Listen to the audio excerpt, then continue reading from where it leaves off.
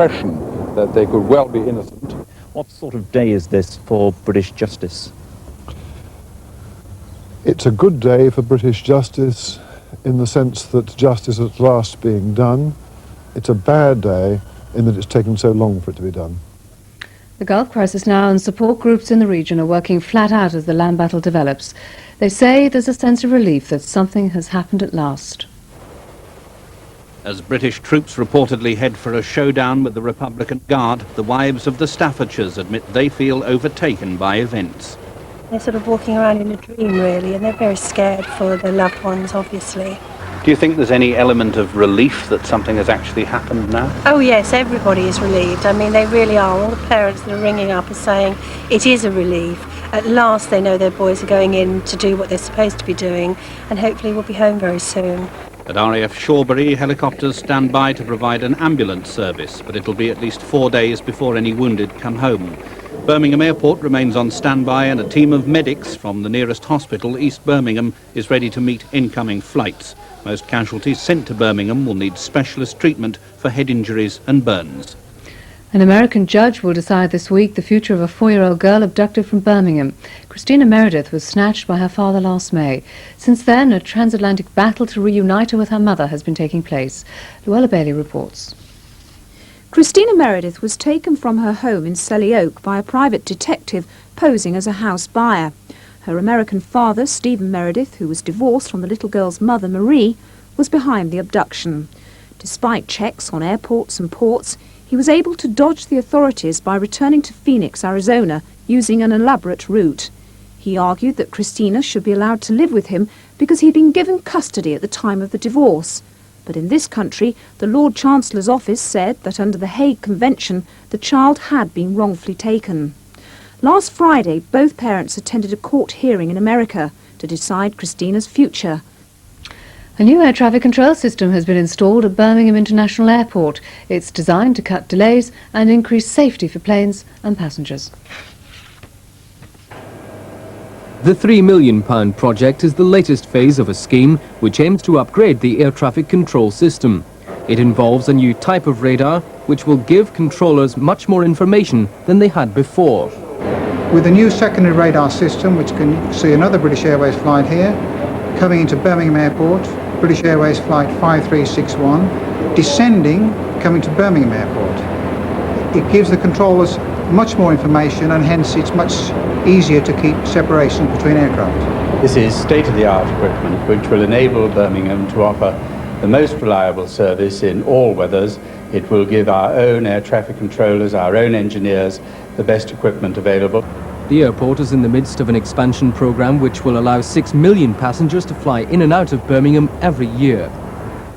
And that's it from us this evening. Don't go away. We're followed by Charlie with the weather. We'll see you again tomorrow morning. Until then, from all of us here, good night.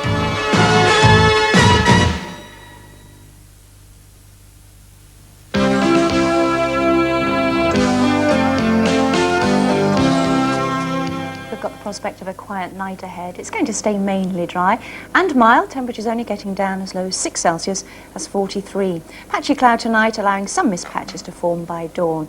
It's going to be generally cloudy tomorrow. Unfortunately, no repeat performance of all that sunshine we had today, although it will be a bright start for most areas, but it won't last long. A cold front is going to be moving into the west of the region by midday with a few spots of light rain.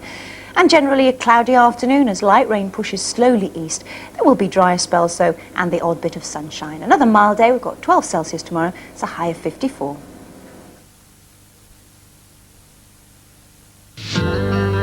Watch Central for snooker as the giants of the Green Bay's battleground bend to the challenge of the Pearl Assurance British Open.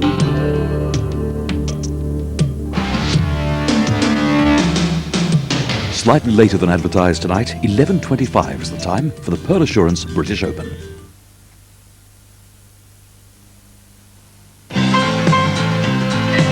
Any day can be a Friday when you fry with crisp and dry. You fry with crisp and dry.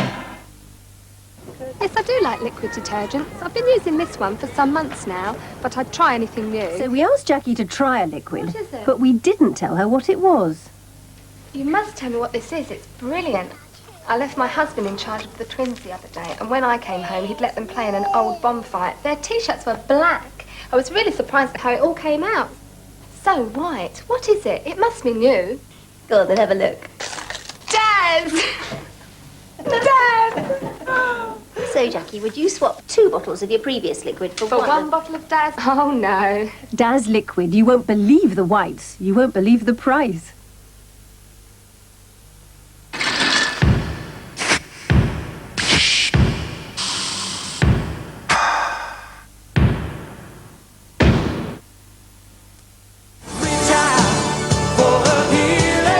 Who cares about your health?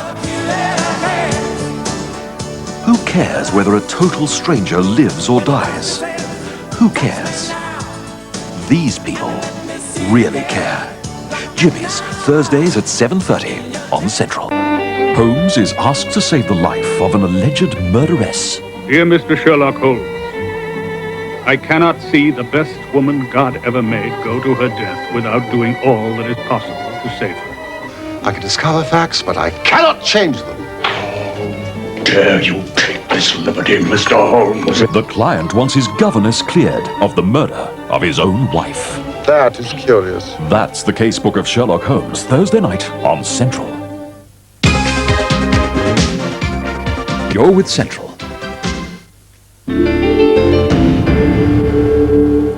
President Saddam Hussein of Iraq has ordered his forces to withdraw from Kuwait. That's according to Baghdad Radio just a short while ago tonight. Baghdad Radio said the decision was taken in accordance with the Soviet peace proposal. The proposal Iraq accepted, but the United States and its allies rejected at the weekend. Regular programs on Iraq Radio were interrupted for the announcement. It came less than 2 days into the Allies' ground offensive to drive the Iraqis out of Kuwait. The Allies said today they've taken more than 20,000 Iraqi troops. Now, the White House has just said it knows nothing about this Iraqi offer to leave Kuwait. The offer has been sent around the world by the Associated Press. That's an American news agency. And, of course, just to repeat, President Saddam, according to Baghdad Radio, has ordered his troops to withdraw from Kuwait back to the positions where they were back on August the 1st. Jeremy Taylor is in Dhahran. Jeremy, this is unexpected to you as to everybody, I suppose. Alistair, it's come as a complete surprise to everybody here, both the Kuwaitis who have an information office here, the Saudis, and of course all the Allied troops based here. The big question they're all asking, of course, is it true? If it is, then they'll be very excited. The Kuwait is undoubtedly jubilant that they will soon be able to go back to their country. But of course, Saddam Hussein has said this before. He said it soon after the August the 2nd invasion. He promised then that he'd withdraw his troops. He hinted again last week that he'd take his troops out of Kuwait, but so far he's failed to fulfill those promises. And I think it leaves people very cautious, very skeptical still.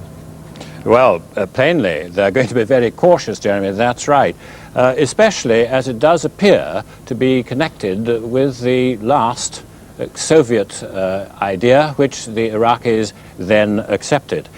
Just before you answer, according to an official spokesman in Baghdad, the statement warned the Allies against trying to strike at withdrawing Iraqi troops. Jeremy. I think the most extraordinary thing, Alistair, is perhaps that it comes only moments after this latest Scud attack in this area of Saudi Arabia, which undoubtedly was the most devastating of all so far, of all 70 that have been aimed at Israel and Saudi Arabia. Undoubtedly, Saddam Hussein's missile has claimed many American lives. The first count was 12 dead. There are now talk of perhaps several dozen dead. Perhaps it's being suggested by people here that he can finally claim out of this some twisted sense of victory, that he has claimed the lives that he wanted to do to prove a point to the Americans and the Allies, and that this is now the point to withdraw. One of the other questions that comes up is perhaps that the results of the first 2 days on the battlefield have convinced him that he can only face defeat, that the Allies have pushed so far forward that he faces nothing but retreat now, and perhaps he wants to withdraw before he has to admit defeat and hold the white flag up. So that's plainly a question of whether that's a matter of he concedes defeat or is it just another gambit to play for time? It's happened so often before. I mean, he's a man that is seen by most people here as the ultimate international trickster, and I think people here will wait to hear much firmer news. If it comes, they will be delighted. Then will come the next question: how does the withdrawal come about? If it does, how can we oversee this withdrawal? If he insists that there is no striking at his troops as they go out, and what percentage of his armaments, his chemical weapons we know he has, but he apparently hasn't used yet. What amount of his tanks and his troops can he get out in the time allotted? And obviously the Americans were looking for a week at the most for him to get out. Whether he'll stick to a deadline like that is another question. Jeremy, would you stand by while we see if there are any more facts to be garnered, as well as opinions? And we'll go now to Bill Neely in Washington. Bill, the White House has said it knows nothing about this, but does anybody in Washington know anything about it? No, the White House has said they're getting all their reports from the press and from the wire services out of Nicosia. There's no formal response. The Pentagon has said the U.S. military is aware of the report, but the war continues as planned. That was their word about 10 minutes ago. Interesting, we've just had word from the Iraqi ambassador to the UN, who also knows nothing about it. He says he does not believe the report. That's Mr. Alan Bari. He says it's absolutely false. This is psychological warfare, he said. Well, psychological is the word for it if it is indeed false, but it is, as you've been saying, this is something which has come out on the wires. It's a very reputable agency which has passed this news on, and it's within the bounds of possibility that President Saddam Hussein would in fact produce just another gambit like this. It is, and as Jeremy Thompson said, it has come at an opportune moment if indeed it is true. He has inflicted the casualties he promised. He did promise American dead. He did promise to spill American blood, and that's what's happened. Perhaps he thinks that this is an opportune moment to get out.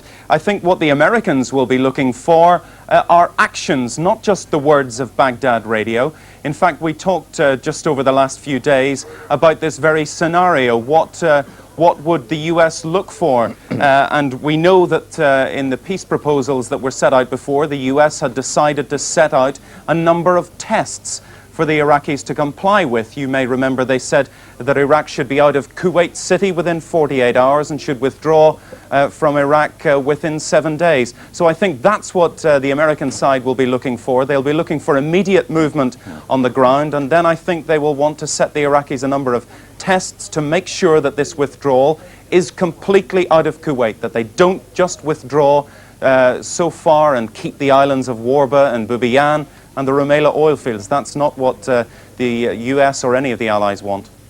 So the Allies are clear that the war goes on tonight. It may in fact intensify tonight if the moon is right, and indeed goes on tomorrow. But now, if the supposition is that President Saddam Hussein is going to claim a victory with one lucky hit on a United States temporary barracks, that doesn't really add up to very much, does it? It doesn't. I think he's clutching at straws. He's looking for a way to show his own people and to show the Arab peoples who he believes he represents that he has got some shard of victory out of this. As far as the Americans are concerned in the immediate future, the Pentagon has just said there will be no ceasefire. They will not believe it until they see Iraqi troops actually pulling out and heading north. Thank you, Bill. We're just going to have a news update from Richard Bath. Richard? Thank you very much indeed, Alistair. Let me give you the raw information that's coming in on the wire services. Let me just update you on precisely the development that happened just after 10:30 this evening. Saddam Hussein has ordered his forces to withdraw from Kuwait. That is according to Baghdad radio, monitored by Associated Press. Now, the broadcast, in fact, interrupted regular programming at 1:35 a.m., that's local time in Baghdad, 22:35 GMT. To announce the development, it said the order to withdraw was taken in accordance with the Soviet peace proposal, which the Allies rejected before the start of the ground offensive 48 hours ago. It said the Foreign Minister, Tariq Aziz, has conveyed this decision to the Soviet leadership, but it didn't say how that contact was made, presumably through the Soviet embassy in Baghdad, which is the sole sole remaining embassy which is open in Baghdad.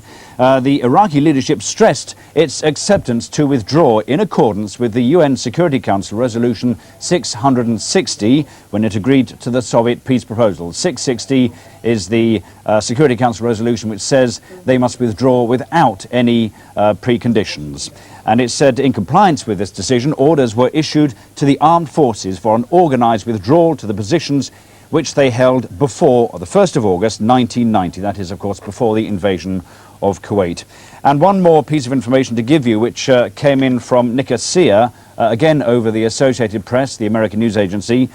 They said the announcement on Baghdad radio warned the Allies against trying to strike at the withdrawing Iraqi troops. It said our forces, which have proved their fighting and steadfastness ability, will confront any attempt to attack them while implementing the withdrawal order. And one further thing to say, they will fight with force and courage to make their withdrawal organised and honourable. And there has so far been no word from Baghdad as to the time frame for this withdrawal and how long they are proposing to take over withdrawing from Kuwait to Iraq.